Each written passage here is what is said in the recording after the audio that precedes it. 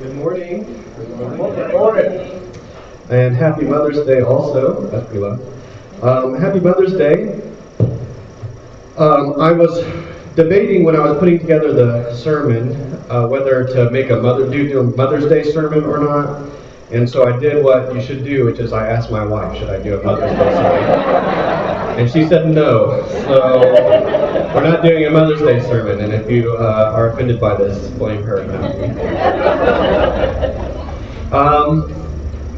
The sermon, let's see, I'm trying to get to quick. Yeah, I got it now. There we go. The sermon this morning is on Nehemiah, chapter 13, verses 15 through 22. And just by a show of hands, how many have heard a sermon from Nehemiah 13 before? Maybe not. I don't know. I get a perverse, I've said this before, but I get a perverse pleasure from teaching sermons that I have, or from texts that I have not heard preached before. And so today we'll be in Nehemiah chapter 13, and we'll start by reading the chapter. In those days I saw in Judah people treading wine presses on the Sabbath and bringing in heaps of grain and loading them on donkeys, and also wine, grapes, figs, and all kinds of burdens that they brought into Jerusalem on the Sabbath day. And I warned them at the time against selling food. Tyrians also, Tyrians also, who lived in the city, brought in fish and all kinds of merchandise and sold them on the Sabbath to the people of Judah in Jerusalem. Then I contended with the nobles of Judah and said to them, "What is this evil that you have done, that you are doing, profaning the Sabbath day? Did not your ancestors act in this way? And did not God bring all the disaster on us and on this city? Yet you bring more wrath on Israel by profaning the Sabbath." When it began to be dark at the gates of Jerusalem before the Sabbath, I commanded that the door should be shut, and I gave orders that they should not be opened until after the Sabbath. And I set some of my servants over the gate, to prevent any burden from being brought in on the Sabbath day. Then the merchants and sellers of all kinds of merchandise spent the night outside Jerusalem once or twice. But I warned them and said to them, "Why do you spend the night in front of the wall? If you do so again, I will lay hands on you." From that time they did not come on the Sabbath. And I commanded the Levites that they should purify themselves and come and guard the gates, to keep the Sabbath day holy. Remember this also in my favor, O God, and spare me according to the greatness of your steadfast love. So when I was a junior in undergraduate at Freed-Hardeman University, I had the opportunity to study abroad for a semester. And that was a really special opportunity for me. I know it's not something that everyone is able to do. The neat thing about the program was that although we were based in Belgium, which is kind of nice, it's Central Europe in between France and Germany, the program was very focused on giving students the ability to travel. We took multiple group trips together, sometimes just day-long trips, sometimes for weeks at a time, traveling to different countries in Europe. But the best part of the program was free travel.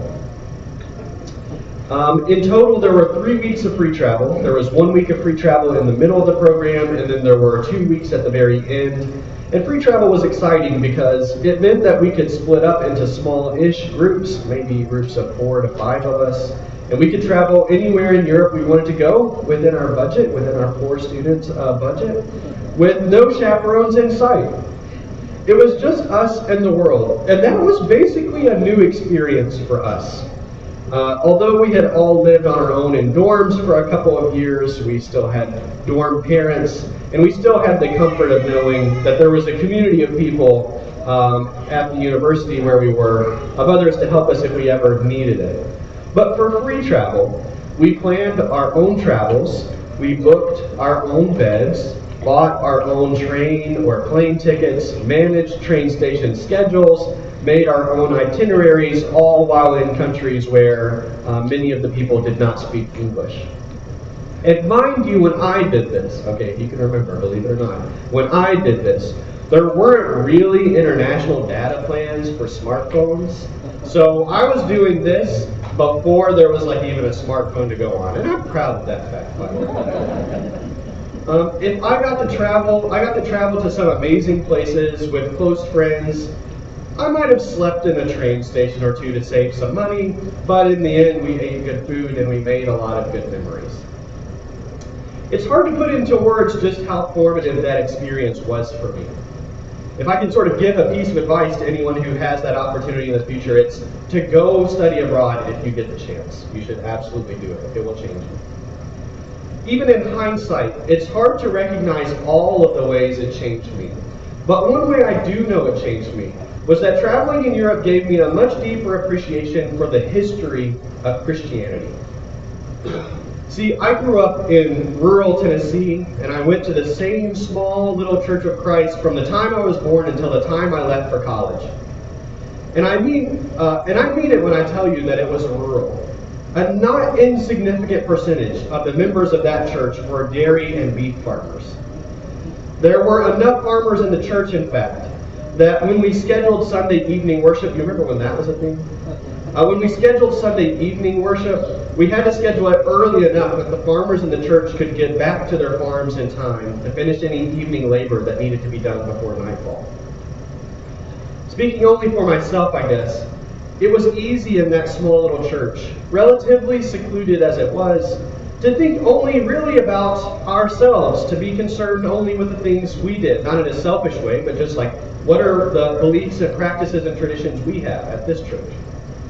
But engagement with the broader Christian tradition, both as it exists currently and as it has existed historically, well, I didn't really do much of that. But when I got to Europe, Christian tradition and history was everywhere, for better or for worse. As anyone with a passing knowledge of European history knows, the development of Europe, especially Western Europe, can really only be understood by understanding also the history of Christian beliefs and practices. Go to that city over there and you'll see in the town square a statue of some famous king whose monarchy was shaped in many ways by his understanding of God and the church. Go to this city over here and you'll see underground catacombs where Christians hid before Christianity was widely accepted.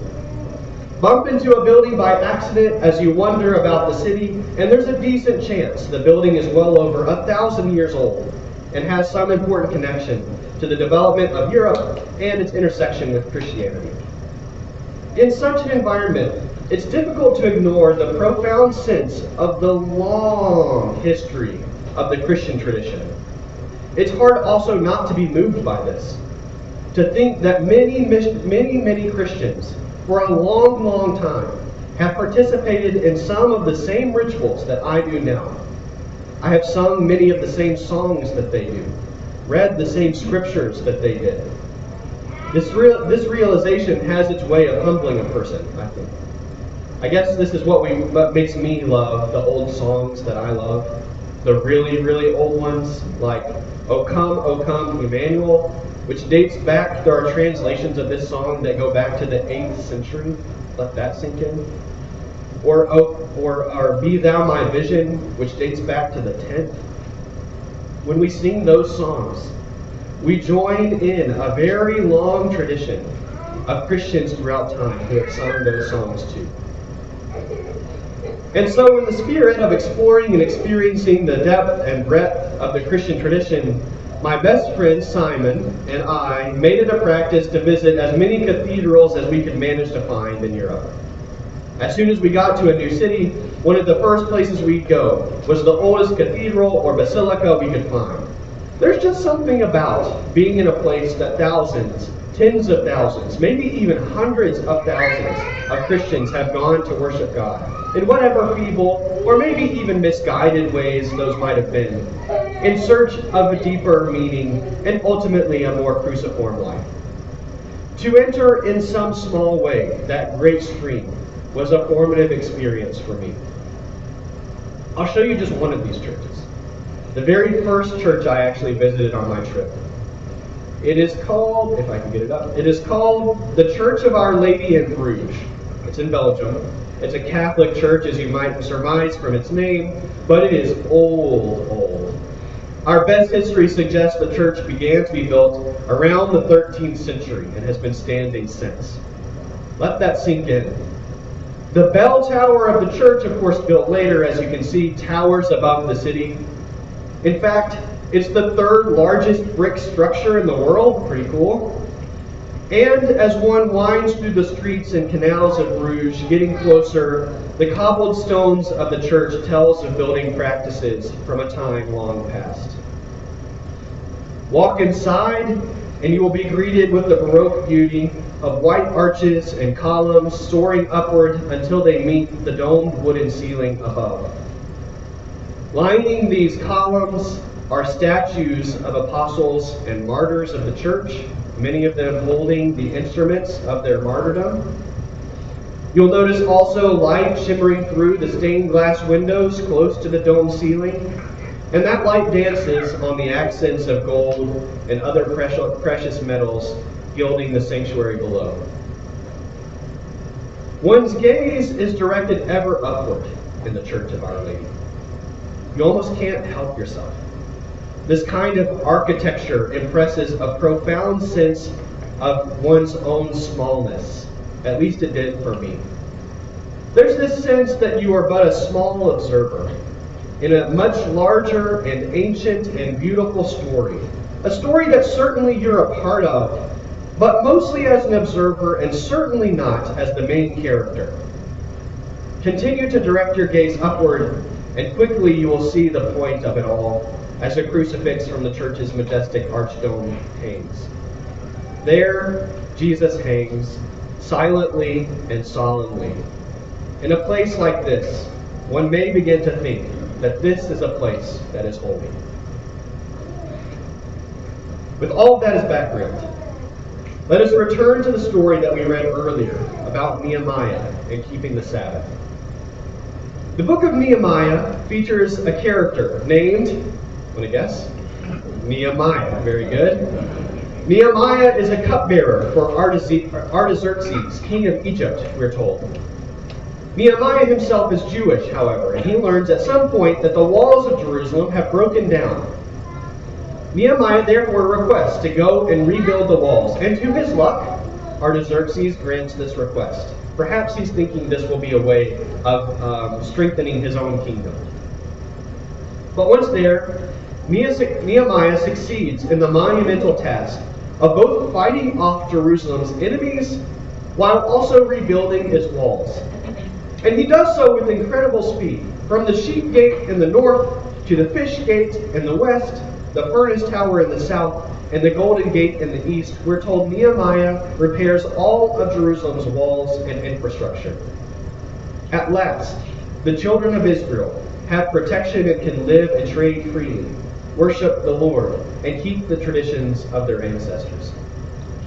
Nehemiah thus ushers in an era of relative prosperity for the Jewish people, reigning 12 years in Judah as governor, during which time, we're told, he ruled justly and righteously, something fairly rare in the history of Jerusalem. And after this time, Nehemiah returns to the king, leaving Jerusalem to live on without him. But as so often happens, Jerusalem quickly falls back into sin, and the people there return to their old ways. And so that gets us to Nehemiah 13, which is the lesson text for the sermon this morning. In this chapter, Nehemiah has returned to the Jerusalem he helped rebuild, only to find out that the people there do not keep the commands of God as Nehemiah has instructed them to do. Most importantly, or at least one of the most important things they don't do, is they don't keep the Sabbath. Those who make wine continue to press grapes on the Sabbath. All week donkeys are loaded with grain and brought in, and they also carry wine, grapes, figs, and all manner of other goods. It's as though Nehemiah is telling us that not only do the people of Jerusalem labor on the Sabbath, but the animals are made to labor also. No one gets a rest in Jerusalem. On the Sabbath, things are bought and sold. People from Tyre bring in fish and all kinds of other merchandise, and the market is alive and well.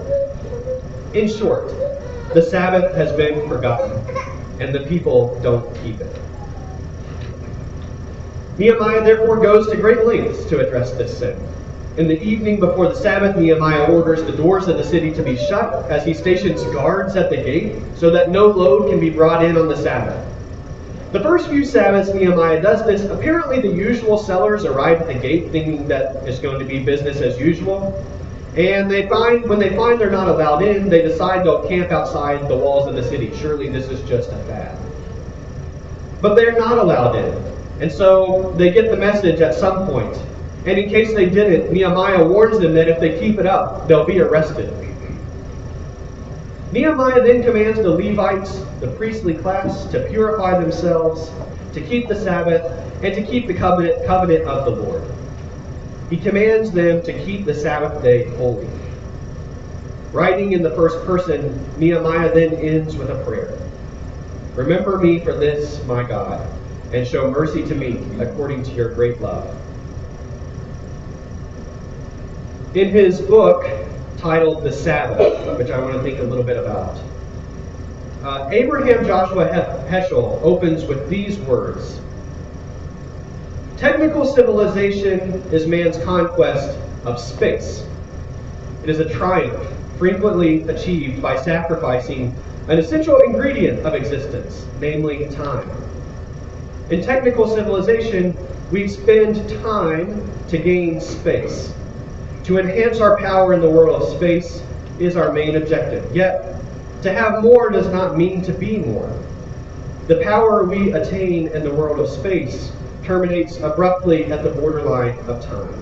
But time is the heart of existence. What does Heschel mean here? He means that civilization, society, is often predicated on the conquest of space, of places, of things. We begin by claiming land, physical land. But not content to claim land, we furthermore shape it, bending it to our will, forming it to suit our interests. We flatten it, we till it, we irrigate it, we plant it, and, or maybe in modern society more likely, we pave it. And once we've done this, we then build on the land, placing on it impressive buildings that take up incredible space. We seek to construct bigger houses, taller towers, larger buildings and stadiums, and offices and maybe malls too. We seek to expand the borders of our cities, of our nations, and in this day and age, maybe even of our place in the universe, setting our eyes on even planets elsewhere in our galaxy. But this expansion in space comes at a cost. It is not free, and that cost comes in the form of time. To build such large buildings and houses and towers and spaces, we must spend time. But time is the kind of thing you're not able to get back. And so although we often spend time without thinking twice about it, we should ask, is the conquest of space and achieving of bigger houses or nicer cars or better food or fancier clothes, are those things worth the time we spend to get them? To see the attention we pay to the value of space, look no further than the churches I started by talking about. They're impressive, no doubt, and there are many good things about them. And yet at the same time, it's also true that we are often in our preoccupation with things, tempted to try and make space holy. We build enormous cathedrals and churches, we make sacred art, and infuse insofar as we can space with holiness. To the Western mind, it is places that are holy. And so we erect monuments in space, so as to indicate that this place is one that's holy. This is a structure, this is a place, this is a building where you can meet God. But once one realizes that this may be then you might realize that this may be yet only another attempt to hold up the value of things. And you may begin to wonder instead whether this is not fundamentally the wrong approach. Perhaps it is not space that we should make holy, but time. I don't know about you, but I have a hard time knowing what to do with time. With space, with things, I more or less know what to do. This thing goes there, that thing is used for such and such. Here is where I live, there is where I go to work. Space, I understand. But time I am far less sure of. Unless, of course, I'm using time for the sake of forming space to my image. And so I'm often left wondering, how is time, not space, to be mastered? How is time used well? It turns out that the idea of the Sabbath holds the answer. For what does God say when he commands the children of Israel to observe the Sabbath? He says, "Remember the Sabbath day and keep it holy." Although humankind is inclined to make space holy, to make things like cathedrals or churches holy, when God instituted the Sabbath, he invited us instead to sanctify time. About the holiness of the Sabbath day, Heschel writes again, "He who wants to enter the holiness of the day must first lay down the profanity of clattering commerce, of being yoked to toil. He must go away from the screech of dissonant days, from the nervousness and fury of acquisitiveness of acquiring things, and the betrayal in embezzling his own life. He must say farewell to manual work, and learn to understand that the world has already been created, and will survive without the help of man.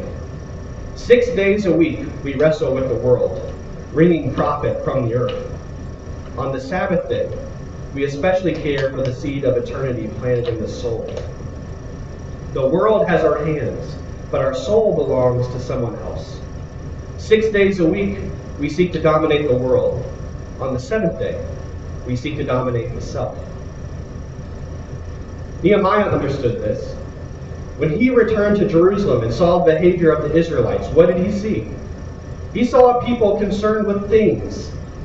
7 days a week they pressed wine, they loaded donkeys, they carried grains and figs and grapes. They bought and sold fish in the market, and they went on busy producing. For these things they could not stop for even a day. They couldn't afford it. They needed more stuff.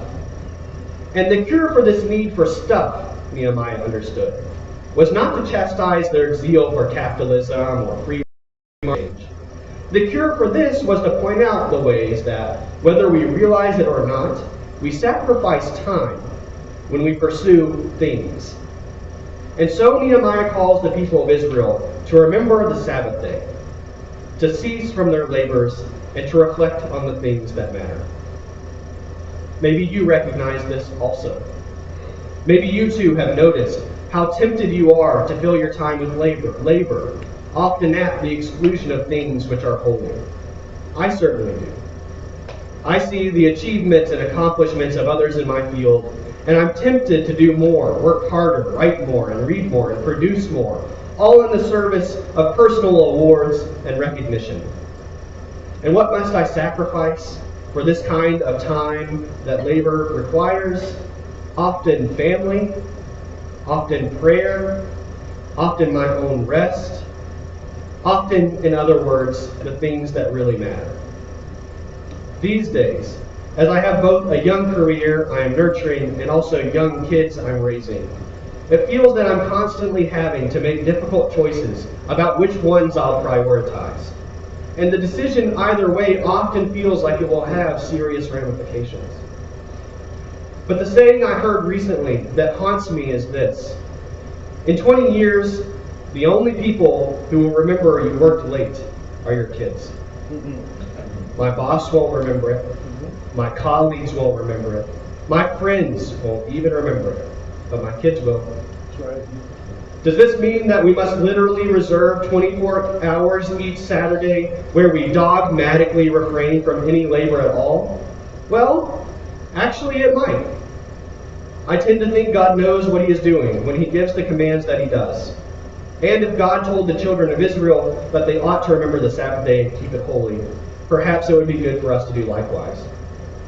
But I would be lying if I said I myself kept this practice. Just yesterday, I was at a work conference from 8 in the morning till 4 in the afternoon. I came home, spent as much time with the boys as I could, and then I finished writing the sermon until well after 1 in the morning. Hardly is that resting from labors on a Saturday. But the principle remains nonetheless, if not actual practice also. It's crucial for us as human beings, to find time to rest, to reflect, to cease from our doing and our getting and our producing. We need instead to attend to the holiness of time and its sacredness. It's sad I have to say this, but in our culture, that probably means we need to spend a lot less time in the vanity of work and jobs and promotions, and spend a lot more time with family, with loved ones, with friends, not doing or producing anything necessarily, just being. Amen. Now, it should be said that for as hard as some people work, there are people, sometimes maybe those very same people, who waste a lot of time also. We turn our brains off as we scroll social media or watch our TV shows or go to events or parties. I suppose this sermon is less for those who struggle with laziness than those who struggle with workaholism. But the sickness is the same at bottom. We are profoundly bad at using time well, it turns out. And so it's good for us to remember the Sabbath and habituate ourselves to the importance of time, to the holiness of time. Rather than mindlessly build and produce at the expense of time, perhaps we should instead attend to time by time. Give up the producing and achieving, at least to the extent that we currently pursue those things, and rather spend time in the restful posture of prayer, of devotion, of contemplation, and of reflection. May we tend to our relationships, whether those relationships are with our family, with friends, or with neighbors, more than we tend to achievement and promotion. We should sanctify the time we have, and not just the space that we have. That is, after all, the approach that Nehemiah took, that Moses taught the children of Israel, that God commanded as a gift for his people. How you keep the Sabbath may look different from person to person. It may not be a literal day of the week that you refrain from work of any kind. But in one way or the other, it is important for each of us to keep the Sabbath. So may you come to find that it is time that is sacred, and not things or places. May you rest from your labors and dwell in the holiness of rest. May you, in other words, remember the Sabbath day and keep it holy. Let's stand and sing.